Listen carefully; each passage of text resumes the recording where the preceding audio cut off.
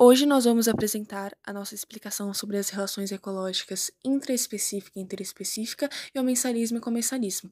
O nosso grupo, ele tem 6 integrantes, que sou eu, a Mari, a Milena, a Karen, o Vinícius, a Yasmin e a Maria. Vou começar falando da relação ecológica intraespecífica. É uma relação que ocorre entre seres da mesma espécie. Aqui a gente tem malefícios e benefícios da relação intraespecífica. Como benefício, a gente tem a colônia e a sociedade.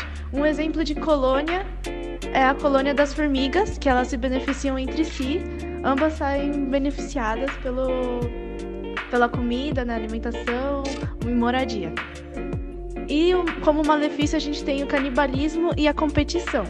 Como um exemplo de competição, a gente tem aqui as flores competindo entre si para ficar mais próxima do Sol, para receber mais calor solar.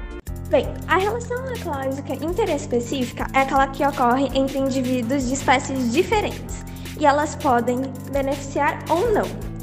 As que beneficiam um ou dois sem prejudicar o outro chamamos de harmônica ou positiva, e entre elas temos exemplo de mutualismo e comensalismo.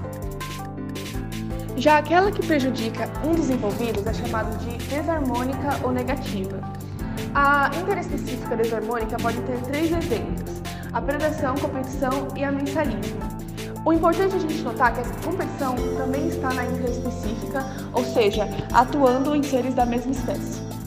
E agora, quem vai explicar e vai aprofundar melhor vai ser o Vini, a Maria e a Yasmin. Agora a gente vai falar um pouquinho do mensalismo, né? Como vimos, ele não é tão diferente assim do parasitismo. A única coisa que difere o amensalismo é que ele inibe o crescimento ou os meios de vivência do outro ser vivo. Enquanto o parasita ele suga, por exemplo, alimentos, por exemplo, se a gente falar um parasita de alguma árvore, alguma planta, enquanto ele suga os nutrientes que eram para ser da árvore, né? O amensalismo não, ele vai lançar substâncias que inibem o desenvolvimento do ser vivo. E a gente tem como exemplo uma bromélia, é um exemplo mais famoso, que ela lança essas substâncias e ela fica presa à árvore.